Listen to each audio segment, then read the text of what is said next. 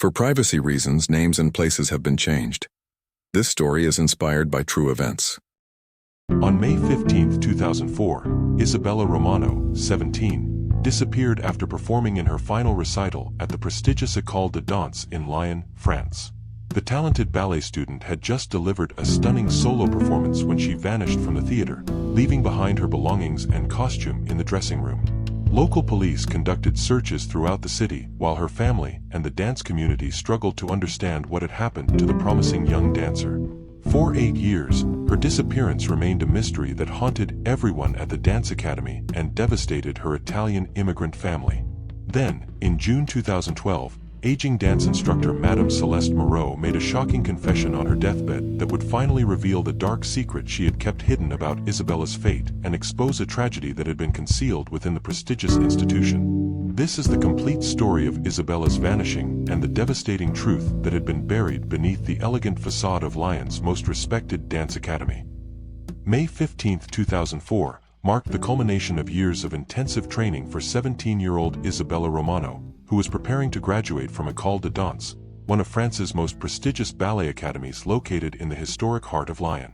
The daughter of Italian immigrants, Isabella had earned her place at the elite institution through exceptional talent and relentless dedication. Isabella's parents, Giuseppe and Maria Romano, had sacrificed significantly to support their daughter's ballet education.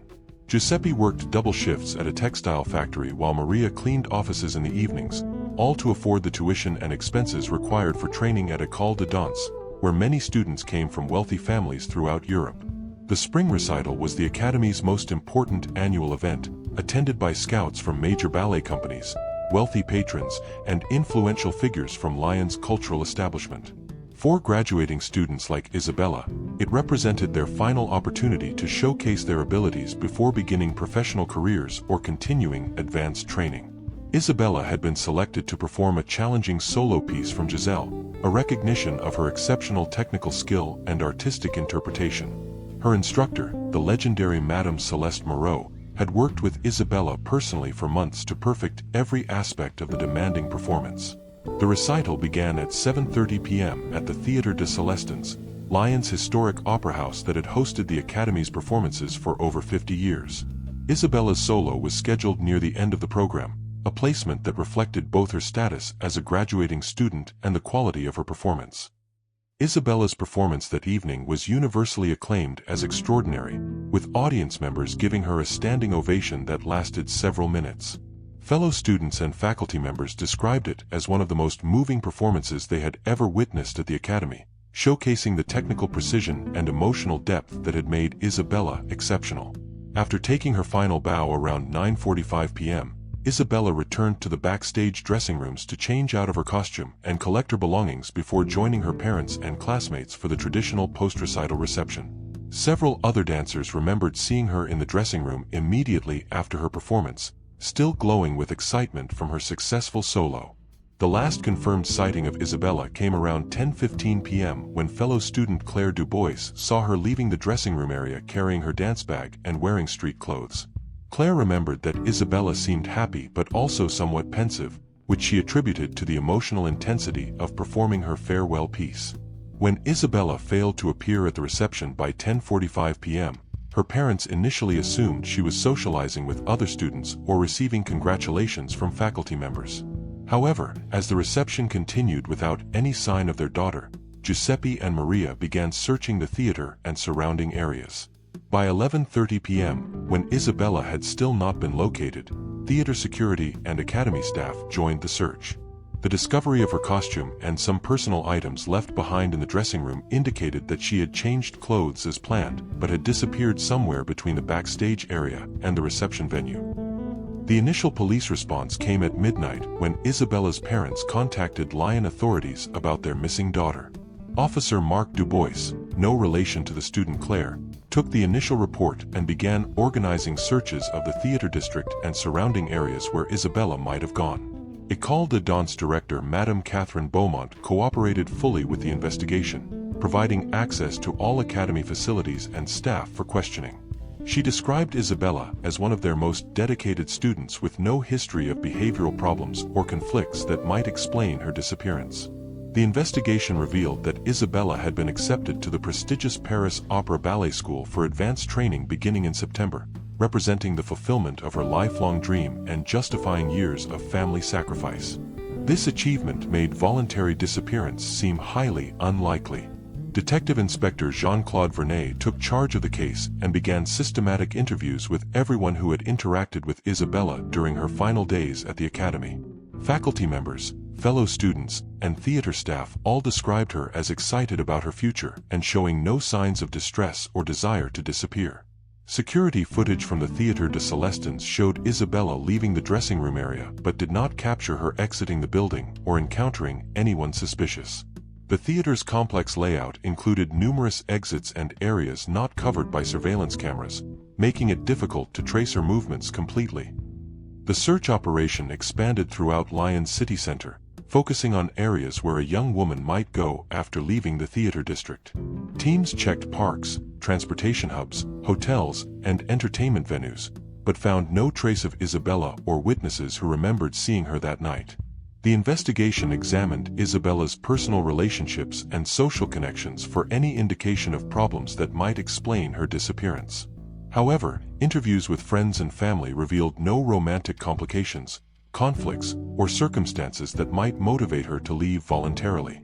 Isabella's academic and artistic records were thoroughly reviewed, showing consistent excellence and dedication throughout her time at École de Danse. Teachers described her as focused, professional, and excited about her acceptance to the Paris Opera Ballet School, making it incomprehensible that she would abandon her dreams. The case generated significant media attention throughout France, as the story of a talented young dancer disappearing after her triumph on stage captured public sympathy and concern. Tips and reported sightings came from across the country, though none provided concrete evidence about Isabella's whereabouts. Professional search teams and volunteer groups conducted extensive searches of the Rhône and Saône rivers, considering the possibility that Isabella might have suffered an accident near the waterways that flowed through Lyon's city center. However, no evidence was discovered despite comprehensive water operations. Throughout 2005 and 2006, the investigation continued with periodic searches and follow-up on new tips or reported sightings. The Romano family maintained their daughter's bedroom exactly as she had left it and organized annual memorial events to keep her case in public attention. École de Danse established a scholarship in Isabella's name and dedicated each annual recital to her memory, though the tragedy cast a shadow over the institution that had been her artistic home for 4 years. Many students and faculty members struggled with guilt and confusion about her mysterious disappearance. In 2007, human remains found in a construction site initially raised hopes for resolution, but forensic analysis determined they belonged to someone else and were unrelated to Isabella's case. Such discoveries occasionally renewed attention to the investigation but didn't provide the breakthrough evidence families desperately sought. The case was featured in several French television programs about missing persons, generating additional tips and maintaining public awareness. However, despite extensive investigation and media coverage, no concrete evidence emerged about Isabella's fate during her final hours after the recital. By 2010, 6 years after Isabella's disappearance, active search efforts had largely ceased, though the case remained officially open and Detective Vernet continued to follow up on credible tips or new information that emerged from ongoing public interest in the mystery. June 3, 2012, began as what would prove to be the final day in the life of Madame Celeste Moreau, the 78-year-old former dance instructor who had been Isabella's primary teacher and mentor at École de Danse. Moreau had been battling cancer for several months and was receiving hospice care at her Lyon apartment. Throughout her illness, Moreau had been visited regularly by former students and colleagues who wanted to honor her 50-year career in dance education. However, she had become increasingly agitated in recent weeks, telling nurses and visitors that she had something important she needed to confess before her death. Around 2:30 p.m., Moreau asked her hospice nurse to contact both Detective Vernet and Father Antoine Girard, the priest who had been providing her spiritual counseling. She indicated that she needed to make an urgent confession about something that had been weighing on her conscience for many years. Detective Vernet arrived at Moreau's apartment by 4 p.m., accompanied by a court reporter to document any statements that might be legally significant. Father Gerard was also present to provide spiritual support as Moreau prepared to reveal information she had kept secret for nearly 8 years. In a voice weakened by illness but clear in its determination, Moreau began to confess her role in Isabella Romano's disappearance and death, revealing a tragedy that had been hidden within the prestigious walls of École de Danse since that fateful night in May 2004.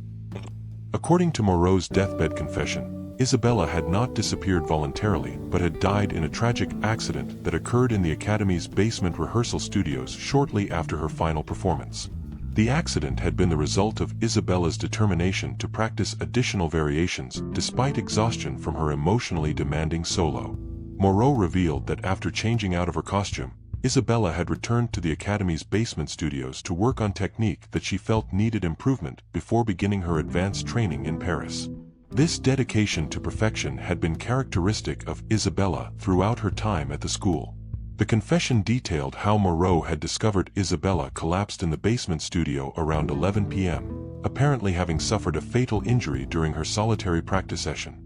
Medical examination would later confirm that Isabella had died from a severe head injury sustained when she fell during a complex jumping sequence. Most shocking was Moreau's admission that she had concealed Isabella's death rather than reporting the accident to authorities. Fearing that the tragedy would destroy the Academy's reputation and her own career, Moreau had made the devastating decision to hide Isabella's body and create the appearance that she had disappeared voluntarily. The confession revealed that Moreau had used her access to the Academy's basement areas and her knowledge of the building's historical architecture to conceal Isabella's remains in a sealed storage area that had been forgotten during decades of renovations and modifications to the historic structure. Detective René immediately coordinated with forensic teams and Academy officials to investigate Moreau's claims and locate Isabella's remains in the areas she had described. The search focused on basement storage areas and architectural spaces that had been sealed off during various renovation projects over the decades. The discovery came within hours of Moreau's confession, when investigators found Isabella's remains in exactly the location described by the dying dance instructor. The preservation conditions in the sealed basement had maintained enough evidence to confirm both Isabella's identity and the circumstances of her death. Forensic analysis supported Moreau's account of the accident, showing that Isabella had indeed died from head trauma consistent with a fall during dance practice. The basement studio where the accident occurred contained dangerous architectural features that had since been modified for safety reasons. Personal items found with Isabella's remains included jewelry and clothing that her family immediately recognized, providing definitive confirmation that the 8-year mystery had finally been solved. The discovery brought both relief and renewed grief to the Romano family. Madame Celeste Moreau died peacefully on June 4, 2012, less than 24 hours after making her confession. Her death eliminated the possibility of criminal prosecution for concealing Isabella's death, though the legal and ethical implications of her actions continued to reverberate throughout the dance community. The revelation of Isabella's fate and Moreau's role in concealing her death created a scandal that rocked Lyon's cultural establishment and the international ballet community. École de Danse faced intense scrutiny about safety practices and institutional culture that had allowed such a tragedy to remain hidden. Giuseppe and Maria Romano finally had answers about their daughter's fate, though learning that she had died alone and that her death had been concealed for 8 years created complex emotions of grief, anger, and relief. They expressed gratitude for finally being able to lay Isabella to rest properly. The case prompted comprehensive safety reviews at dance academies throughout France, with particular attention to practice facilities and supervision protocols that could prevent similar accidents. Isabella's death became a catalyst for improved safety standards in dance education. École de Danse underwent significant leadership changes and implemented new policies regarding student supervision, facility safety, and emergency procedures. The Academy also established counseling services for students and faculty struggling with the psychological impact of the tragedy. The basement area where Isabella died was permanently sealed and converted into a memorial space honoring her memory and dedication to dance. The memorial serves as both a tribute to Isabella's artistic legacy and a reminder of the importance of prioritizing student safety over institutional reputation. Isabella Romano's story serves as both a tragedy and an important lesson about the deadly consequences that can result from institutional priorities being placed above individual safety and transparency. Her death highlighted the extreme pressure that young dancers face to achieve perfection, even at the cost of their well-being.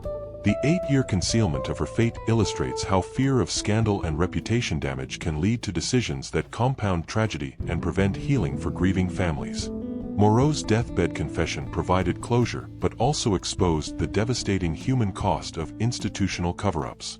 For French law enforcement and educational institutions, the case provided crucial lessons about the importance of thorough accident investigation and the legal requirements for reporting deaths that occur in educational settings, regardless of potential reputation consequences. The persistence of Isabella's family in keeping her case active and refusing to accept uncertainty contributed to the eventual resolution when Moreau's conscience finally compelled her to reveal the truth. Their dedication ensured that when answers came, appropriate investigation was conducted. The case demonstrates how the pursuit of artistic excellence can sometimes create dangerous situations when proper safety measures and supervision are not maintained. Isabella's death occurred during the kind of dedicated extra practice that had made her exceptional, but in conditions that proved fatal.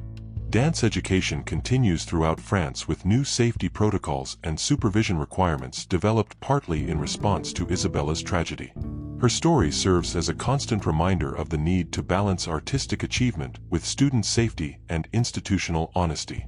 As of 2012, new regulations require immediate reporting of any accidents or deaths that occur in educational institutions, with severe penalties for administrators who attempt to conceal such incidents. Isabella's case established legal precedents that protect both students and families from institutional cover-ups. Her legacy lives on through improved dance education safety standards and the scholarship established in her name, while her story continues to remind the artistic community that no institution's reputation is worth concealing the truth about preventable tragedies.